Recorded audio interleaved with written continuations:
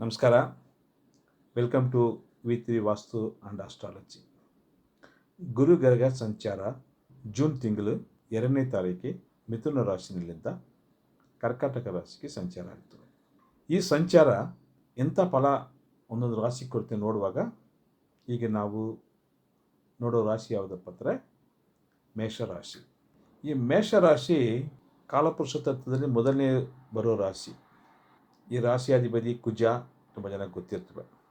ಈ ಮೇಷರಾಶಿಗೆ ಸಂಚಾರ ನಡೆಯೋದು ಏನಪ್ಪ ಅಂದರೆ 4ನೇ ರಾಶಿನಲ್ಲಿ ಈ ಸಂಚಾರ ಆಗೋ ವಿಷಯ. ಈ 4ನೇ ರಾಶಿ ಏನು ವಿಷಯ ಸೂಚಿಸುತ್ತೆ ಅಂದರೆ, ಇದು ಒಂದು ಸುಖಸ್ಥಾನ.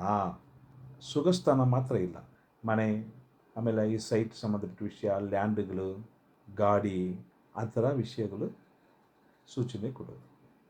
ತಾಯಿ ಬಗ್ಗೆ ಸೂಚನೆ ಕೊಡೋದು ರಾಶಿ ಅಂದರೆ 4ನೇ ರಾಶಿ ಆದರೆ ಈ ಕರ್ಕಾಟಕ ರಾಶಿ. ಸೊ ಆ ಥರ ನೋಡುವಾಗ ಏನಾಗ್ಬೋದು, ಈ ಗುರುಗ್ರಹ 4ನೇ ಸ್ಥಾನಕ್ಕೆ ಹೋಗ್ತಾರೆ. ಎಲ್ಲ ಸುಖ ಸಿಗಬೇಕು ಅಂದರೆ ಸಿಗಬೇಕಲ್ವ. ಗುರು ಎಲ್ಲಿ ಹೋಗ್ತಾರೋ ಆ ರಾಶಿಗಂತೂ ಯಾವ ಕಡೆ ದೃಷ್ಟಿ ಇದೆ ನೋಡಿ ಸರ್, ಆ ರಾಶಿಗೆ ತುಂಬ ಪವರ್ಫುಲ್ ಇರ್ತವೆ. ಈ ಶುಭಗ್ರಹ ಈ 4ನೇ ರಾಶಿಗೆ ಬರೋದೇನಪ್ಪ ಅಂದರೆ, ಆ ಮನೆಗೆ ಫುಲ್ಲಾಗಿ ಒಂಥರ ಪಾಸಿಟಿವ್ ಎನರ್ಜಿ ಕ್ರಿಯೇಟ್ ಆಗ್ತವೆ. ಸೊ ಈ ಮೇಷರಾಶಿಗೆ 4ನೇ ಮನೆ ರಾಶಿ ಕರ್ಕಾಟಕ ರಾಶಿ. ಏನು ಸ್ಪೆಷಲ್ ಅಪ್ಪ ಈ ವರ್ಷ ಅಂದರೆ, ಗುರು 4ನೇ ರಾಶಿ ಯಾವ್ದ ಕರ್ಕಾಟಕ ರಾಶಿಯಲ್ಲಿ ಉಚ್ಚ ಪೊಸಿಷನ್ ಸಿಕ್ಕೋದು 12 ವರ್ಷದಲ್ಲಿ ಒಂದು ಸಾರಿ ನಡೆಯೋದು. ಸೊ ಏನಾಗ್ಬೋದು, ಏನೋ ಒಂದು ಭಯ, ಟೆನ್ಷನ್, ಅದು ಫುಲ್ಲಾಗಿ ಕಂಟ್ರೋಲ್ ಆಗುತ್ತವೆ, ಒಂದು ನೆಮ್ಮದಿ ಸಿಗ್ತವೆ. ಸೊ ಅದು ಒಂದು ಫಸ್ಟ್ ಪಾಯಿಂಟ್. ಈ 4ನೇ ಸ್ಥಾನ ಏನಂದರೆ ತಾಯಿನೇ ಸೂಚನೆ ಕೊಡ್ತದೆ. ಸ್ವಲ್ಪ ತುಂಬ ಮನಸ್ಸಲ್ಲಿ ಡಿಸ್ಟರ್ಬ್ ಆಗಿರ್ತಾರೆ, ತುಂಬ ಟೆನ್ಷನ್ಲಿರ್ತಾರೆ. ಏನಪ್ಪ ನಾವು ಏನು ಪ್ಲ್ಯಾನ್ ಮಾಡಿದ್ರೂ ಮನೆ ಕಟ್ಟಬೇಕು ಅಂದ್ಕೊಂಡಿದ್ದೀವಿ, ಆಗಲಿಲ್ಲ. ಮಕ್ಕಳಿಗೆ ಮದುವೆ ಮಾಡಬೇಕಂತ ಮಾಡ್ಕೊಳ್ತಾ ಇಲ್ಲ. ತುಂಬ ಜನ ಫಾರಿನ್ ಓದಿಸ್ಬೇಕನ್ನ ಆಗ್ತೀವಿ. ಅಂಥ ಸಂಚಾರದಲ್ಲಿ ಮೇಷರಾಶಿನವರು ತಾಯಿನವರು ಈ ಕಂಡೀಷನಲ್ಲಿ ಇರ್ತಾರೆ. ಸೊ ಅವ್ರಿಗೆಲ್ಲ ಇವಾಗ ಒಂಥರ ಒಳ್ಳೆ ಪಾಸಿಟಿವ್ ನ್ಯೂಸ್ ಆಗಿ ಈ ಗುರುಗ್ರಹ ಒಂದು ಒಳ್ಳೆ ಫಲ ಕೊಡುತ್ತವೆ. ತುಂಬ ಜನ ಮನೆ ಕಟ್ಟಬೇಕು ಸರ್, ಸೈಟನ್ನು ತೊಗೋಬೇಕು ಸರ್, ಸ್ವಲ್ಪ ಲ್ಯಾಂಡ್ಗಳು ಅಕ್ಕಪಕ್ಕ ಬರ್ತಾ ಇದೆಯೇ, ಅದು ಆಗಿಲ್ಲ, ನಾನು ಪರ್ಚೇಸ್ ಮಾಡಬೇಕು ನನಗೆ ಕಾಯ್ಕೊಂಡಿರೋರಿಗೆ ಇದು ಒಳ್ಳೆ ಟೈಮ್. ಈ ಜೂನ್ ತಿಂಗಳಾದ ಮೇಲೆ ಪ್ಲ್ಯಾನ್ ಮಾಡ್ಕೊಂಡು ಹೋದರೆ ಪಾಸಿಟಿವ್ ಆಗಿ ನಡೀತವೆ. ಹಳೆ ಗಾಡಿ ಇಟ್ಕೊಂಡಿರ್ತೀನಿ, ತುಂಬ ತೊಂದರೆ ಕೊಡುತ್ತೆ ಸರ್, ನಾನು ಏನು ಮಾಡಲಿ ಅಂತ ಕಾಯ್ತಿರೋರಿಗೆ ಹೊಸ ವಾಹನ ತೊಗೊಳ್ಳೋದು ಪೊಸಿಷನ್ ತುಂಬ ಚೆನ್ನಾಗಿ ಬರುತ್ತವೆ. ಅದೇ ಥರ ನಾನು 2 ವೀಲರ್ ಇಟ್ಟಿದ್ದೀನಿ ಸರ್ ಅಂತಾರೆ. ತುಂಬ ದಿವಸ ಕಾರ್ ತೊಗೊಂಡು ಆಸೆ ಇತ್ತು ಅಂತ ಮನಸ್ಸಿಟ್ಟಿರೋರು ಡೆಫಿನೆಟಾಗಿ ನೀವು 4 ವೀಲರ್ ತೊಗೋ ಚಾನ್ಸಸ್ ತುಂಬ ಚೆನ್ನಾಗಿ ಬರುತ್ತೆ. ಮೇಷರಾಶಿ ತುಂಬ ಜನಕ್ಕೆ ತಾಯಿನವರು ಆರೋಗ್ಯದಲ್ಲಿ, ಹೆಲ್ತ್ ವಿಷಯದಲ್ಲಿ ತೊಂದರೆ ಇರ್ಬೋದು. ಅದು ಈ ಗುರುಗ್ರಹ ಆದಮೇಲೆ ಟ್ರೀಟ್ಮೆಂಟ್ ಮಾಡಿ ಪರ್ಫೆಕ್ಟಾಗಿ ಅವರು ವಾಸಿ ಆಗ್ತಾರೆ. ಇದು 4ನೇ ವಿಷಯದಲ್ಲಿ ಗುರು ಹೋದರೆ ಕೊಡೋ ಕ್ವಶನ್. ಅದೇ ಗುರು 3 ದೃಷ್ಟಿ ಇದೆ ಗುರುಗೆ: 5ನೇ ದೃಷ್ಟಿ, 7ನೇ ದೃಷ್ಟಿ, 9ನೇ ದೃಷ್ಟಿ. ಸೊ ಆ ದೃಷ್ಟಿ ನೋಡುವಾಗ ಎಲ್ಲೆಲ್ಲಿ ದೃಷ್ಟಿ ಅವ್ರ ದೃಷ್ಟಿ ಬೀಳುತ್ತಂದರೆ, 12ನೇ ರಾಶಿ ಆದರೆ ಮೀನರಾಶಿಗೆ ದೃಷ್ಟಿ ಬೀಳ್ತಾ ಇದೆಯಾ. ಈ ಮೀನರಾಶಿ ಏನು ಸೂಚಿಸುತ್ತೆ ಅಂದರೆ, ತುಂಬ ಜನ ಈ ಫಾರಿನ್ ಹೋಗ್ಬೇಕಂತ ಕಾಯ್ತಾ ಇರ್ತೀರ. ಇದು ಒಳ್ಳೆ ಟೈಮ್. ಇವಾಗ ಅಪ್ಲೈ ಮಾಡಿದರೆ ಆ ಫಾರಿನ್ ಹೋಗೋ ಯೋಗ ಸಿಗ್ತವೆ.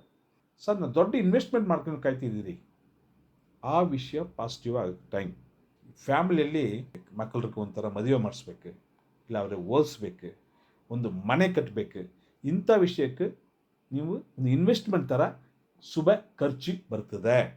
ಮೇಯ್ನಾಗಿ ಏನಪ್ಪ ಅಂದರೆ, ಮನಸ್ಸಲ್ಲಿ ಒಂದು ಇಷ್ಟು ದಿವಸ ಟೆನ್ಷನ್ ಕಡಿಮೆ ಆಗಿ ಹೀಗೆ ಅಪ್ಪ ಪರವಾಗಿಲ್ಲಪ್ಪ ನಾನು ಶಾಂತವಾಗಿದ್ದೀನಿ ಅಂತ ಒಂದು ಸಿಚುವೇಶನ್ ಆಗ್ತವೆ. ಈ ಕೆಲಸದಲ್ಲಿ ಇರ್ತಾರೆ ನೋಡಿ ಸರ್, ಉದ್ಯೋಗ ಮಾಡ್ಕೊಂಡಿರ್ತಾರೆ ನೋಡಿ, ಅವ್ರಿಗೇನಪ್ಪ ಅಂದರೆ ಅಡಿಷ್ನಲ್ ರೆಸ್ಪಾನ್ಸಿಬಿಲಿಟಿ ಜಾಸ್ತಿ ಆಗ್ತವೆ.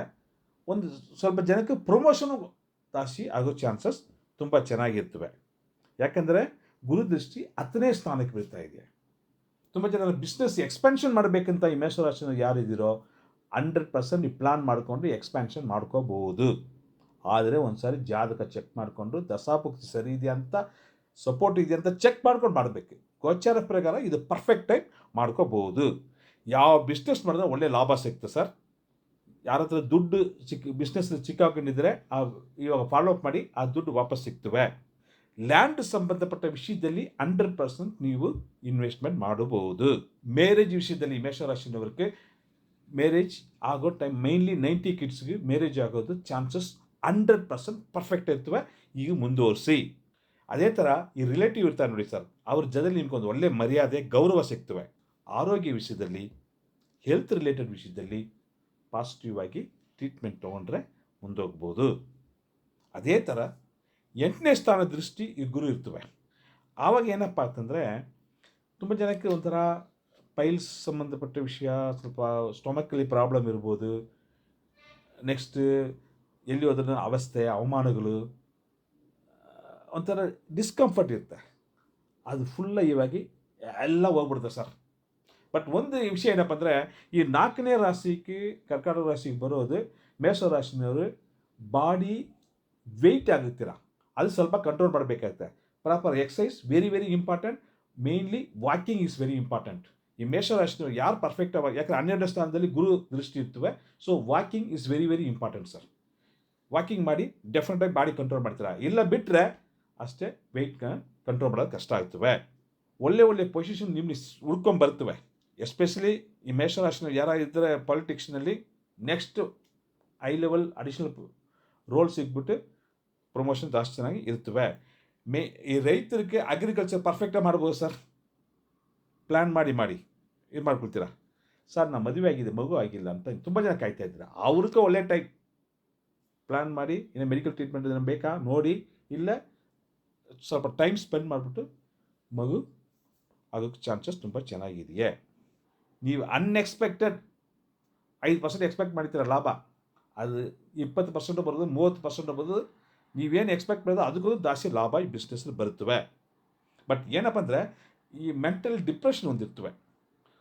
ಆಮೇಲೆ ಭಯ, ಏನು ಮಾಡಬೇಕಾದ್ರೆ ಹೆಂಗಪ್ಪ ಅಂದರೆ ಭಯ ಇರ್ತವೆ. ಸೊ ಅದೆಲ್ಲ ಹೋಗುತ್ತವೆ. ಈ BP, ಕೊಲೆಸ್ಟ್ರಾಲ್ ಪರ್ಫೆಕ್ಟಾಗಿ ಮಾನಿಟ್ರ್ ಮಾಡಬೇಕು, ಇಲ್ಲಾಂದರೆ ತೊಂದರೆನೇ. ಫಸ್ಟ್ ಎಕ್ಸಸೈಸ್, ಅದು ವಿಷಯದಲ್ಲಿ ತುಂಬ ಹುಷಾರಿರಬೇಕು.